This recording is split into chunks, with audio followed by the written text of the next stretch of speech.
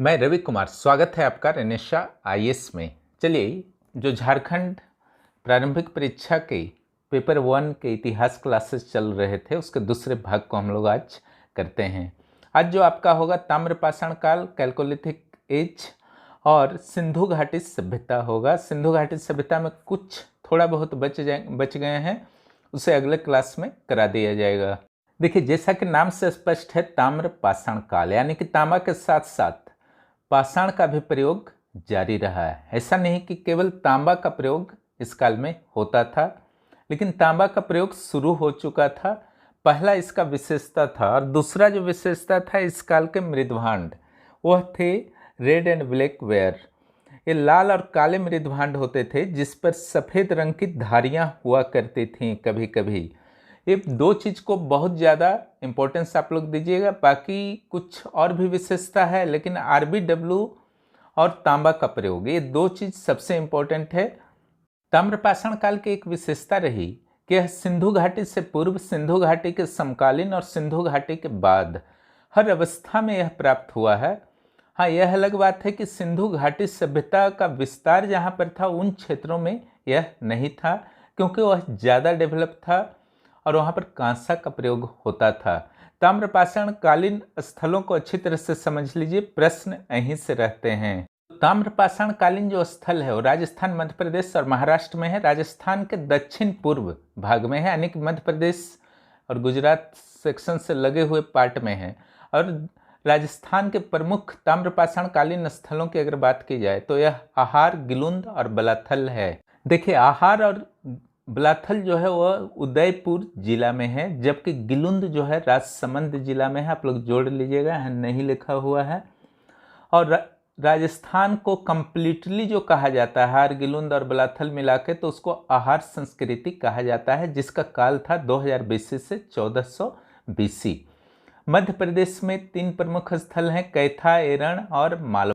देखें, मालवा और एरण को मिला करके कंप्लीटली मालवा संस्कृति कहा जाता है, और इसका काल रहा 1700 ईस्वी पूर्व से 1200 ईस्वी पूर्व। और कैथा को कहा जाता है कैथा संस्कृति 2000 से 1800 ईस्वी पूर्व, यानी कि 2000 ईस्वी पूर्व से 1800 ईस्वी पूर्व तक इसका विकसित स्वरूप देखा गया। कैथा जो है मांडला जिला में है, मालवा उज्जैन जिला में है। और महाराष्ट्र की जो संस्कृति थी वह ताम्रपाषाण संस्कृति, वह जोरवे संस्कृति कहलाती थी, और यह 1400 ईस्वी पूर्व से 700 ईस्वी पूर्व तक इसका अस्तित्व था। देखिए, आप लोग तिथि में कंफ्यूज नहीं हो, इसीलिए मैंने फिर से एक बार एज को लिख दिया है। राजस्थान जो ब्रैकेट में लिखा है वो संस्कृति का सूचक है, आहार संस्कृति। मध्य प्रदेश का 2 संस्कृति था, एक कैथा और दूसरा एरण। कैथा में कैथा और मालवा दोनों है, या मालवा संस्कृति भी उसको बोल सकते हैं। और महाराष्ट्र जो है जोरवे संस्कृति है। यहाँ पर एक चीज़ विशेष रूप से ध्यान दीजिएगा कि राजस्थान का आहार संस्कृति जो चला 2000 से 1400, और जैसे ही वो खत्म होता है महाराष्ट्र का जोरवे संस्कृति अस्तित्व में आता है, जो कि फिर 700 सालों तक चला, 1400 ईस्वी पूर्व से 700 ईस्वी पूर्व तक। यानी कि लंबे समय तक ताम्रपाषाण कालीन स्थितियां बनी रहीं, जबकि 700 ईस्वी पूर्व के बाद 600 ईस्वी पूर्व के में जो है आपका लोहा का भी खोज हो चुका था। अब चलिए, जोरवे स्थल जो कि महाराष्ट्र में है, कुछ जोरवे स्थल के बारे में जान लीजिए। इनाम गांव, दैमाबाद, नेवासा, चंदौली, जोरवे, कोरेगांव। ठीक है, इसके डिस्ट्रिक्ट को ध्यान रखिएगा। इनाम गांव पुणे, दैमाबाद अहमदनगर, नेवासा अहमदनगर, चंदौली कोल्हापुर, जोरवे अहमदनगर, कोरेगांव नागपुर। कभी कभी डिस्ट्रिक्ट पूछ लिया जाता है और मुख्य परीक्षा में यह मदद करेगा। देखिए, एक मानचित्र के माध्यम से मैंने सभी ताम्रपाषाण कालीन स्थलों को दिखा दिया है। देखिए, गुलुंद और आहार, बलाथल, ठीक है, ये सब राजस्थान के हैं। उसे ही कैथा, एरण, मालवा आप देख रहे हैं, MP की संस्कृतियां हैं। उसके अलावा आपके सोनेगांव, पुणे, कोल्हापुर, अहमदनगर, पुणे जैसे शहरों को मैंने दिखा दिया है, क्योंकि उन्हीं शहरों में जितने भी साइट्स हैं जोरवे संस्कृति के वे मिलते हैं। आप यहाँ पर ध्यान देंगे कि सबसे नॉर्थ में राजस्थान है, तो राजस्थान में सबसे पहले ताम्रपाषाणिक संस्कृति का विकास हुआ। देखिए, ताम्रपाषाणिक संस्कृति को ही कहा जाता है लाल काले मृदभांडों वाली संस्कृति, RBW कल्चर। तो सबसे पहले राजस्थान में आपका विकसित हुआ और वहीं पर सबसे पहले खत्म हुआ। उसके बाद आपका एमपी तक आया और एमपी से जो है फिर महाराष्ट्र तक यह संस्कृति पहुंची और महाराष्ट्र में लॉन्ग लास्टिंग रहा 700 BC तक। फिर इसके कारणों पर विचार करें तो एक सिंपल सा कारण निकलता है कि हड़प्पा वासियों से शायद यह पराजित हो गए थे आरबीडब्ल्यू वाले, और जो थोड़ी बहुत इनकी शक्ति बचे हुए थे बाद में आर्यों से पराजित हो गए, इसलिए इनका साउथ की ओर स्थानांतरण हो रहा था। कुछ फैक्ट्स ताम्रपाषाण काल से जो आपके परीक्षाओं में आ सकते हैं। आहार को ताम्रवती भी कहते हैं। यहाँ घर पत्थर के बने हुए होते थे। गिलुंद से अग्नि कुंड के साक्ष्य मिले हैं। यहाँ घर मिट्टी के बने होते थे। कैथा से उत्कृष्ट तांबा का साक्ष्य मिला है। यहाँ पर भी घर मिट्टी के बने हुए होते थे। देखिए, तांबा कहीं कहीं बहुत अच्छा मिला है, अच्छा क्वालिटी का, कहीं कहीं खराब क्वालिटी का भी मिला है, यह ध्यान रखिएगा। 4 नंबर में आइए, एरण से किलेबंदी के साक्ष्य मिले हैं। 5वां नंबर आइए, जो मालवा संस्कृति का नवदा टोली, मैंने अभी थोड़ी देर पहले चर्चा किया था, यहाँ सबसे अधिक खुदाई हुई है। पूरे ताम्रपाषाणिक स्थलों का नाम जितना भी बताया है मैंने, उसमें सबसे अधिक खुदाई हुई है। यहाँ सबसे अधिक प्रकार के अनाज मिले हैं तरह तरह के। अब पूरे ताम्रपाषाण काल का यह सबसे बड़ा गांव था, शहर नहीं, गांव। ओके, आइए 6ठा नंबर, दैमाबाद, यह अहमदनगर जिला महाराष्ट्र में है। जोरवे संस्कृति का एक भाग था। यह परवरा नदी के तट पर बसा हुआ है। ताम्रपाषाण का सबसे बड़ा शहर है और सबसे बड़ा स्थल भी है। सबसे बड़ा गांव अगर आएगा तो नवदा टोली, सबसे बड़ा शहर आएगा दैमाबाद, सबसे बड़ा स्थल आएगा दैमाबाद। और एक विशेषता इसका और है, सिंधु घाटी सभ्यता का भी नगर माना जाता है। संभवतः उन लोगों ने इसे जीत लिया था। सिंधु घाटी सभ्यता का दक्षिणतम नगर इसे माना जाता है। हालांकि कुछ विद्वान किम नदी के तट पर भगतरव को सिंधु घाटी सभ्यता का यानी कि हड़प्पा सभ्यता का साउदर्न मोस्ट पार्ट मानते हैं। यहाँ से तांबे का बैल, तांबे का रथ इत्यादि प्राप्त हुआ है। अब आइए 7वें नंबर, इनाम गांव, जो पुणे में है। यहाँ से किले बंद बस्ती का साक्ष्य मिला है इनाम गांव से। इस प्रकार ताम्रपाषाणिक संस्कृति या आरबीडब्ल्यू कल्चर समाप्त होता है। अब हम लोग सिंधु घाटी सभ्यता को स्टार्ट करेंगे। देखिए, आप लोग याद करते जाइएगा फटाफट, और बहुत जल्द ही आपके history, geography, polity, economics, science समाप्त हो जाएंगे और आप काफ़ी अच्छी स्थिति में जेपीएससी पेपर 1 में आ जाएंगे। देखिए, धातु युग का 2 पार्ट है भारत में, एक ताम्रपाषाण युग, एक कांस्य युग। तो ताम्रपाषाण के बारे में हम लोगों ने पढ़ लिया है और ये कांस्य युग है, जो सिंधु घाटी सभ्यता या हड़प्पा सभ्यता कहा जाता है। वास्तविक नाम हड़प्पा सभ्यता ही है। हड़प्पा सभ्यता एक अत्यंत विकसित सभ्यता था और यह मेसोपोटामिया सभ्यता से भी अधिक विकसित माना जाता था, जो समकालीन सभ्यता था। तो यहाँ से क्वेश्चंस आने की अत्यधिक संभावनाएं होती हैं, लेकिन कुछ खास क्षेत्रों से ही प्रारंभिक परीक्षा में प्रश्न आते हैं। उन्हीं क्षेत्रों को मैंने टारगेट किया है। आप लोग पढ़िए, काफ़ी लाभ होगा। 1850 में सबसे पहले जब कराची और लाहौर के बीच रेल लाइन का निर्माण हो रहा था तो कुछ हड़प्पा स्थलों का पता चला। हालांकि हड़प्पा सभ्यता के खोज का श्रेय जाता है अंग्रेज अधिकारी चार्ल्स मेनन को। अगर पहले 2 स्थल की बात करें तो 1921 में हड़प्पा और 1922 में मोहनजोदड़ो, ठीक है। और इसका नाम जो पहले था सिंधु घाटी सभ्यता, क्योंकि शुरुआती दौर में सिंधु नदी के घाटी में अधिकांश स्थल मिल रहे थे, चाहे अमरी हो, चन्हुदड़ो हो, मोहनजोदड़ो हो, ठीक है, या हड़प्पा भी हो, सिंधु की सहायक पर ही था, ठीक है।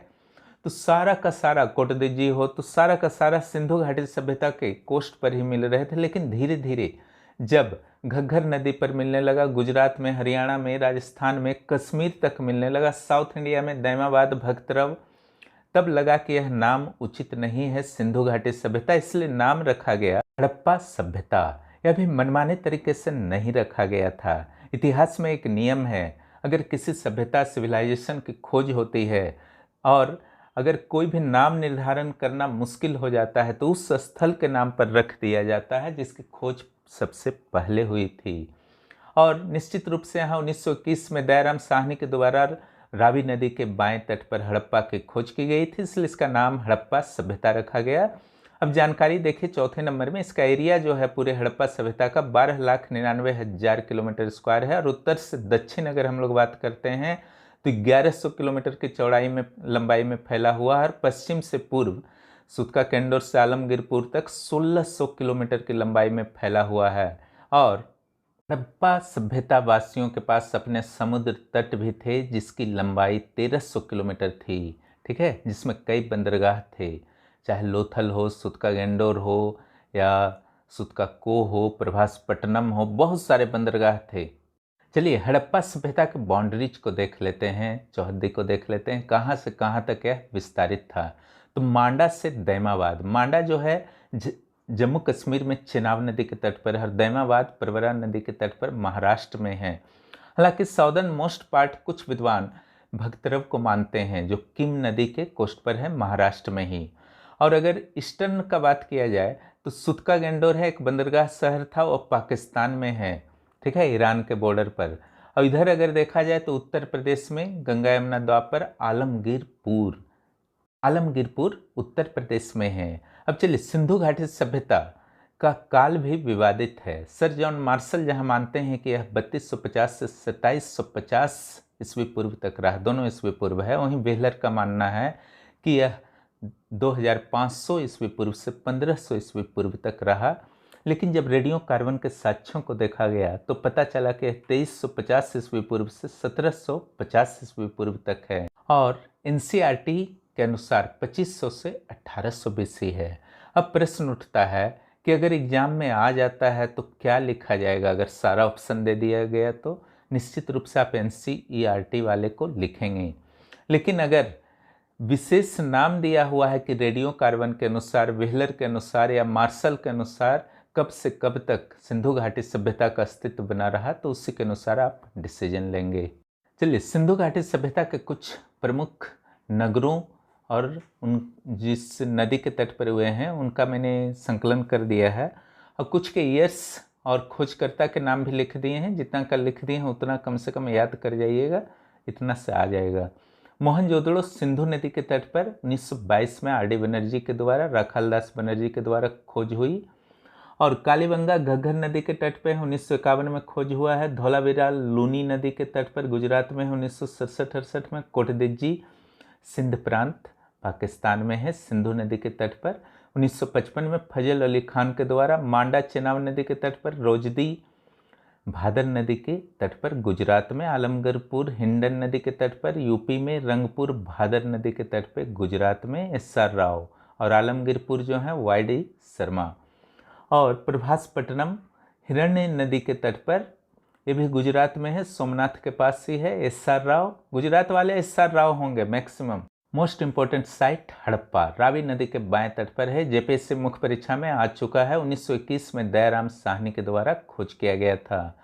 स्वतंत्र भारत से पहले ही खोजा गया है, ठीक है, अंग्रेजी काल में। लोथल भोगवा नदी के तट पर है, 1957 में खोजा गया। एस.आर. राव यानी कि गुजरात में है। चन्हुदड़ो सिंधु नदी के तट पर एम.जी. मजूमदार के द्वारा खोजा गया। और बनमाली सरस्वती नदी के तट पर है, 1973-74 में इसकी खोज हुई। 15 नंबर में जो है अमरी सिंधु नदी के तट पर ही है, और एम.जी. मजूमदार के द्वारा ही चन्हुदड़ो और अमरी दोनों की खोज की गई है। और सुरकोटदा, ठीक है, सुरकोटदा जो है गुजरात में है। सूतका गेंडोर जो है वो बलूचिस्तान पाकिस्तान में है, कन्फ्यूज मत होइएगा। सुरकोटदा जो है 1964 में खोज हुई है जेपी जोशी के द्वारा। सुरकोटदा हो या सूतका गेंडोर हो, दोनों बंदरगाह है, लेकिन सुरकोटदा गुजरात में है। चलिए 8वें नंबर में आते हैं सबसे बड़े हड़प्पा स्थल पूरे भारत पाकिस्तान को मिलाकर। तो मोहनजोदड़ो को सबसे बड़ा माना जाता है, उसके बाद गनेरी वाला, ये भी पाकिस्तान में है, उसके बाद हड़प्पा, ये भी पाकिस्तान में है। ये तीनों को सबसे बड़ा माना जाता है। उसके बाद राखीगढ़ी और धौलावीरा। भारत के संदर्भ में दो बड़े स्थल को अगर देखिएगा तो जो दो लास्ट में मैंने बोला, राखीगढ़ी और धौलावीरा, वही होगा। 9वां नंबर सिंधु सभ्यता के कुछ प्रमुख स्थल और साक्ष्य, यहाँ से प्रश्न रहते हैं। यहाँ से मैंने बहुत ही ज़्यादा सिलेक्टेड साक्ष्य को रखा है, मुख्य परीक्षा में थोड़ा सा ज़्यादा इसको हम लोग डील करेंगे। अभी फिलहाल जो प्रारंभिक परीक्षा में आते हैं वहीं तक हम लोग सीमित रहेंगे। तो हड़प्पा सभ्यता पाकिस्तान के मोंटेगोमरी ज़िले में है, पंजाब प्रांत जो पाकिस्तान का है वहाँ का एक ज़िला है। यहाँ श्रमिक बस्ती के साक्ष्य मिले हैं। 16 तांबा गलाने की फैक्ट्री भट्ठी मिली है। 18 वृत्ताकार चबूतरे मिले हैं और उसी के पास सिलवटी और मोहर भी मिला है। इसी में गेहूं और जौ के दानों के साक्ष्य भी मिले हैं। ठीक है, सिमेट्री R37 के साक्ष्य मिले हैं, यानी कि ये आपका एक तरह से बरियल था, यानी कि शवों को दफनाया गया था। टोटल 57 शवों को माना जाता है कि दफनाया गया है, लेकिन स्पष्ट साक्ष्य 37 का ही मिला है, इसलिए इसका नाम R37 रख दिया गया है। इसके अलावा यहीं पर मिला है श्रृंगार बॉक्स और ताबूत सावधान का साक्ष्य। ताबूत जो बना हुआ था देवदारू वृक्ष के लकड़ी से बना हुआ था। चलिए दूसरे प्रमुख स्थल मोहनजोदड़ो पर आते हैं। यहाँ पर विशाल स्नानागार मिला है। इसका यहाँ पर जो विशाल स्नानागार है उसके अंदर एक तालाब है। तालाब 39 फीट इंटू 23 फीट, यानी कि लंबाई जो है 39 फीट, चौड़ाई 23 फीट और गहराई 8 फीट है। यह गढ़ी के अंदर था। यहाँ एक कंसेप्ट पर आप ध्यान देंगे कि हड़प्पा के अधिकांश जितने भी महत्वपूर्ण साक्ष्य संरचनाएं हैं वो गढ़ी के बाहर थे, लेकिन मोहनजोदड़ो के अधिकांश महत्वपूर्ण संरचनाएं गढ़ी के अंदर थे। गढ़ी का अर्थ होता है ऊंचा भाग शहर का। प्रत्येक शहर लगभग 2 पार्ट में था। पश्चिम की ओर का ऊंचा भाग होता था और पूर्व की ओर बिना किलेबंद सामान्यतः होता था और नीचे होता था। इसके बारे में थोड़ा वेट कीजिए, फिर पढ़ते हैं। दूसरा पार्ट जो है विशाल स्नानागार 150 फीट गुना 50 फीट था। यह भी गढ़ी के अंदर था और माना जाता है कि विशाल स्नानागार पूरे सभ्यता का सबसे बड़ा संरचना था, सबसे बड़ी संरचना थी। यह विशाल कॉलेज भवन गढ़ी के अंदर 2 मंजिली इमारत। सभागार गढ़ी के अंदर यह भी था। 20 स्तंभों पर यह टिका हुआ था। यहाँ से अगर अन्य साक्ष्यों की बात की जाए तो मानव कंकाल जो है समूह के रूप में मिले हैं। ऐसा प्रतीत होता है कि हड़बड़ी में बहुत सारे शवों को दफनाया गया था, जिस पर बाहरी हथियारों से चोट के निशान हैं, जिससे पता चलता है कि मोहनजोदड़ो पर बाहरी किसी भी जातियों की आक्रमण हुई थी। इसके अलावा मंदिर के अस्पष्ट साक्ष्य मोहनजोदड़ो से ही मिले हैं पूरे सभ्यता में, और कहीं से नहीं मिले हैं। खिड़की के मोहनजोदड़ो से ही मिले हैं। मातृदेवी की प्रतिमा ऐसे तो कई जगह से मिले हैं, लेकिन मोहनजोदड़ो वाला प्रसिद्ध है। पशुपति महादेव, हाथी का कपाल, मछली का कांटा इत्यादि मिला है। अब आइए सिंधु नदी तट पर अवस्थित चन्हुदड़ो से क्या क्या मिले हैं। इससे दुर्ग रहित शहर कहा जाता था। यहाँ से दवात मिले हैं, चूड़ी, लिपस्टिक और 4 पहियों की खिलौना गाड़ी मिली है। देखिए मोहनजोदड़ो में एक छूट गया है, वहाँ 2 पहियों की खिलौना गाड़ी मिली है। यहाँ मिट्टी का मिला था 4 पहियों का खिलौना गाड़ी, और वहाँ पर तांबा का 2 पहियों का खिलौना गाड़ी। ठीक है, 2 पहिया का खिलौना मोहनजोदड़ो में और 4 पहिया का चन्हुदड़ो। च से 4 हो जाएगा, च से चन्हुदड़ो। चलिए अब लोथल के साक्ष्यों पर हम लोग बात कर लेते हैं। तो यहाँ पर ईंट का बना हुआ एक गोदीवाड़ा, विशाल गोदीवाड़ा मिला है, यानी कि बंदरगाह। चावल का अस्पष्ट प्रमाण मिला है। एक तो लोथल से मिला है और एक आगे आएगा रंगपुर से। ठीक है, शतरंज के साक्ष्य मिले हैं। जहाज, माल गोदाम, ये सब चूंकि बंदरगाह था इसलिए जहाज, माल गोदाम इत्यादि मिलेगा। पंचतंत्र की कहानियों के साक्ष्य मिले हैं। शल्य चिकित्सा, एक शतरंज का भी साक्ष्य मिला है। ठीक है, घोड़ा वगैरह जो होता है उस टाइप का कुछ मिला है। शल्य चिकित्सा, बुर्ज रहित शहर, दुर्ग रहित शहर अगर आएगा तो चन्हुदड़ो, बुर्ज रहित शहर आएगा तो लोथल। गोरिल्ला की मूर्ति मिली है, चूहा वगैरह का साक्ष्य मिला है, बुर्ज रहित शहर मिला है। और जो पिरामिड मिस्र का होता था उसी तरह का यहाँ पर मम्मी का मॉडल मिला है, और तांबे के कुत्ते और बैल मिले हैं। अब आइए कालीबंगा, यहाँ पर देखिए यज्ञ का साक्ष्य मिला है। 7 यज्ञनी वेदिकाएं मिली हैं टोटल। 6 प्रकार के मिट्टी मिले हैं। सरसों चना की खेती के भी साक्ष्य मिले हैं। यहीं पर गढ़ी के अंदर विभाजन था, यानी कि गढ़ी जो था ना पश्चिमी पार्ट में, उसके अंदर भी यहाँ पर विभाजन मिला है। ये आपका थोड़ा सा कुछ अलग एक साक्ष्य है। कालीबंगा के कई घरों में फर्श पर अलंकृत ईंट से बने हुए फर्श मिले हैं, ये भी कुछ अलग है। यहाँ पर हल रेखा मिला है कालीबंगा से, और लकड़ी का पाइप मिला है।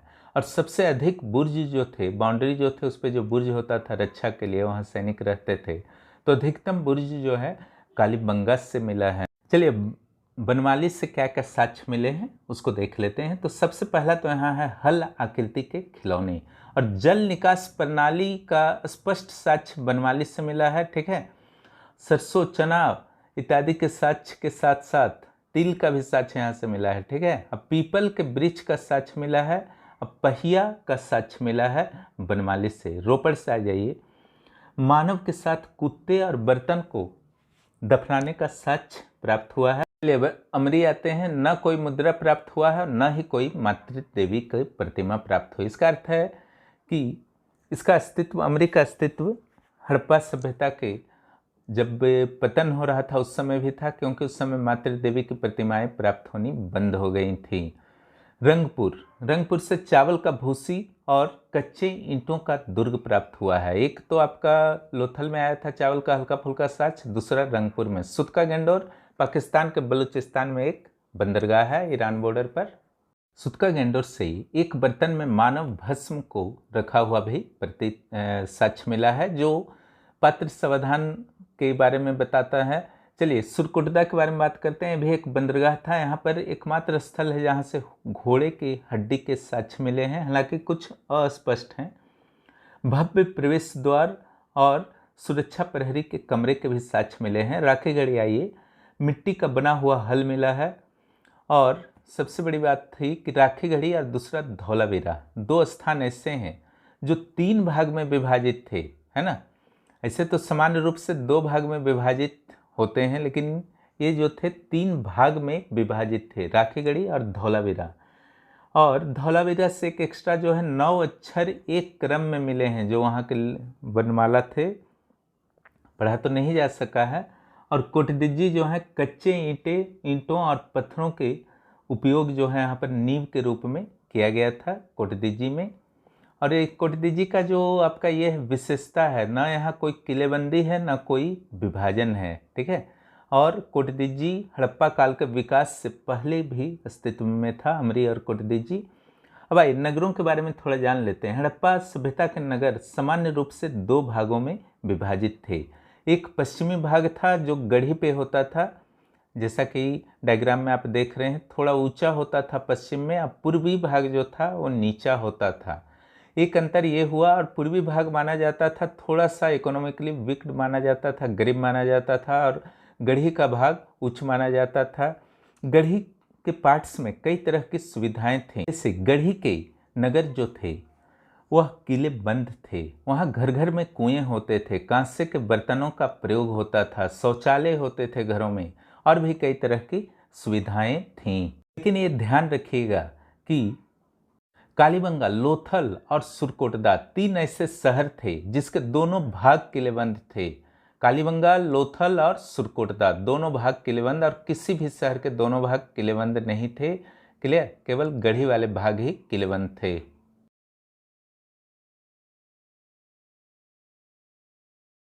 चलिए तीसरे नंबर पर आते हैं। लोथल बुर्ज रहित शहर था, जबकि चन्हुदड़ो दुर्ग रहित शहर था। यहाँ दुर्ग ही नहीं था चन्हुदड़ो में, तो लोथल में अगर दुर्ग था तो उस पर जो बुर्ज बना करते थे वो नहीं था। इम्पोर्टेंट है। धौलावीरा और राखीगढ़ी में नगर 3 भागों में विभाजित था, और अमरी कोटदिज्जी में न कोई विभाजन था न कोई किलेबंदी थी। अब चलिए सड़कों के बारे में थोड़ा जान लीजिए नगरों के अंतर्गत। तो मुख्य सड़क से सहायक सड़क मिलते थे, और सहायक सड़क से गलियां मिलती थीं। मुख्य सड़क की जहां तक बात है तो इसकी लंबाई लगभग 10.5 मीटर थी, 10.5 मीटर, जैसा कि आप डायग्राम में देख रहे हैं। और सहायक सड़क की लंबाई 3.5 मीटर से 4 मीटर तक थी, और गलियों की लंबाई सामान्य रूप से 1 से 1.5 मीटर तक होती थी। चलिए थोड़ा ईंट के बारे में जान लेते हैं। तो यह कच्चा पक्का अलंकृत एल आकार की ईंट हो सकती थी, और इसके साइज जो होते थे स्टैंडर्ड होते थे, 1, 2, 4, यानी कि लंबाई 4 और चौड़ाई 2 और ऊंचाई 1। इस एकदम फिक्स अनुपात था जो इतने भी ईंट मिले हैं, है ना। एल आकार के ईंटों का प्रयोग सामान्यतः शौचालय में किया जाता था। अलंकृत ईंट का प्रयोग कालीबंगा में आपका मिला है। इसके सच ईंटों की जुड़ाई के लिए गीली मिट्टी, बिटुमिनस इत्यादि का प्रयोग किया जाता था। चूना का भी प्रयोग होता था, लेकिन बिटुमिनस का प्रयोग जो है आपका अगर कहाँ पर मिला है तो यह मोहनजोदड़ो के स्नानागार में मिला है, जो हड़प्पा सभ्यता की मानी जाती है सबसे बड़ी संरचना है। भवन मुख्य सड़क की ओर दरवाजा नहीं खुलता था, वास्तव में यह गली की ओर मिलता था। खिड़की से मोहनजोदड़ो में प्राप्त हुए हैं, यानी कि मोहनजोदड़ो में ही खिड़की का साक्ष्य प्राप्त हुआ है। हालांकि सीढ़ियाँ जो हैं लगभग हर जगह प्राप्त हुई हैं। और मेहराब बनाने का प्रयास किया गया है आपका लोथल में। और स्तंभ जो हैं आयताकार होते थे, गोलाकार स्तंभ मेसोपोटामिया सभ्यता की विशेषता थी, लेकिन यहाँ पर आयताकार स्तंभ ही दिखते हैं। जल निकासी व्यवस्था, पक्की ईंटों की नाली का निर्माण किया गया था और वृत्ताकार अंडेकार कुओं का प्रयोग होता था। और गढ़ी में प्रत्येक घर में कुआं था, लेकिन नीचे वाले जो शहर थे वहाँ पर नहीं था, वहाँ कंबाइंड कुआं था।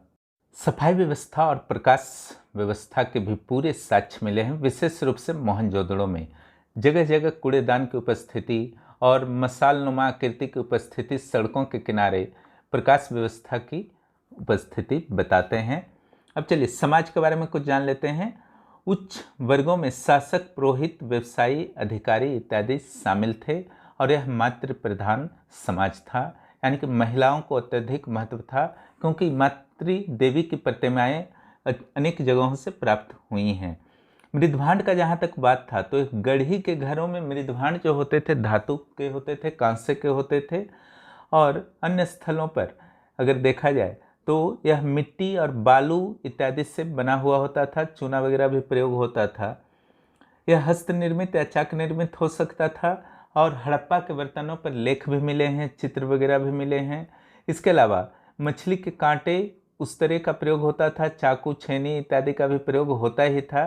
शाकाहारी और मांसाहारी दोनों थे, क्योंकि अधजले मांस के टुकड़े, हड्डी के टुकड़े मिले हैं, मछली के कांटा मिले हैं, तो इससे पता चलता है लोग मांसाहारी थे। बिना सिले हुए वस्त्र इन लोग सामान्य रूप से पहनते थे।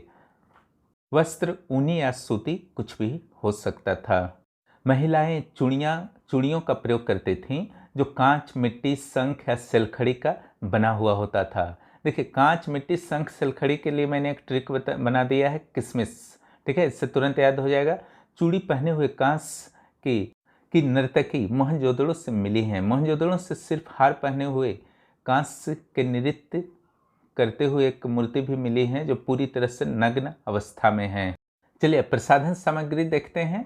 तो हाथी दांत के कंघे और तांबे के बने हुए दर्पण प्राप्त हुए हैं, यानी कि कंघे दर्पण का यूज करती थीं महिलाएं, पुरुष। बाल बांधने के सामान्य रूप से सुनहरे तारों का प्रयोग होता था, साथ ही फीतों का भी प्रयोग होता था। इसके अलावा इत्र, पाउडर, लिपस्टिक, सुरमा, सिंदूर के भी साक्ष्य प्राप्त हुए हैं। आइए मनोरंजन के साधन को देखते हैं। तो हड़प्पा वासियों के द्वारा शिकार खेला जाता था, मछली पकड़ना, सार्वजनिक नाच, मुर्गों की लड़ाई, बैलों के युद्ध, पासा खेलना, शतरंज खेलना इत्यादि मनोरंजन के प्रमुख साधन थे। पासा के साक्ष्य जहां मोहनजोदड़ो से प्राप्त होते हैं, वहीं शतरंज खेलने के साक्ष्य लोथल से प्राप्त होते हैं।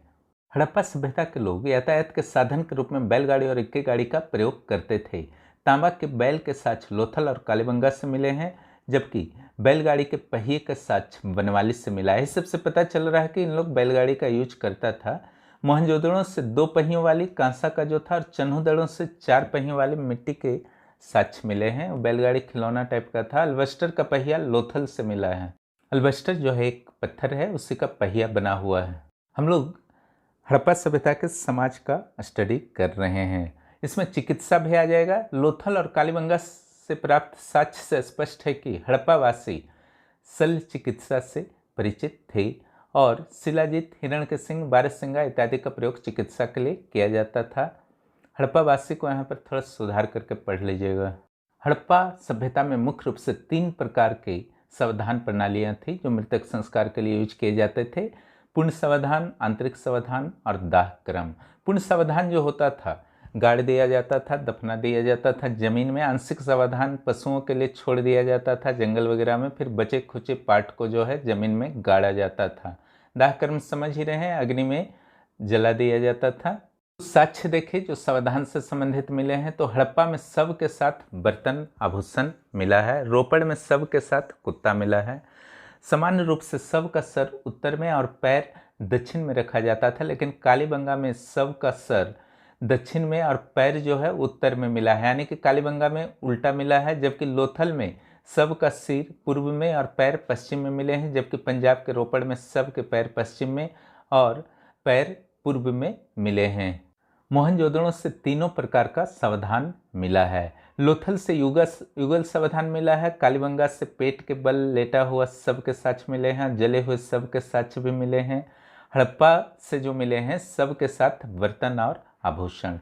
ये सब डबलिंग हो गया है। चलिए राजनीतिक स्थिति पर बात करते हैं। हड़प्पा सभ्यता एक विकसित सभ्यता थी। निश्चित रूप से कोई ना कोई ऐसी प्रणाली जरूर रही होगी जिसके माध्यम से इस विकसित सभ्यता का प्रबंधन किया जाता था। राजनीतिक प्रणाली के संदर्भ में बात की जाए तो अलग अलग विद्वानों के अलग अलग मत हैं। स्टुअर्ट पिगट के अनुसार शासन पर पुरोहित वर्ग का प्रभाव था। मैके के अनुसार प्रतिनिधि शासन प्रणाली थी, लोकतांत्रिक शासन प्रणाली। हंटर के अनुसार थी। हंटर के अनुसार लोकतांत्रिक शासन प्रणाली, प्रतिनिधि शासन प्रणाली, मैके दोनों लगभग लोकतांत्रिक ही है। वेहलर के अनुसार शासन व्यवस्था पर मध्य वर्ग का प्रभाव था, यह जनतांत्रिक व्यवस्था था। कल हम लोग आर्थिक और सांस्कृतिक स्थिति के बारे में पढ़ेंगे। हड़प्पा सभ्यता के और वैदिक काल की शुरुआत की जाएगी। तब तक इतना आप लोग याद कर लीजिए।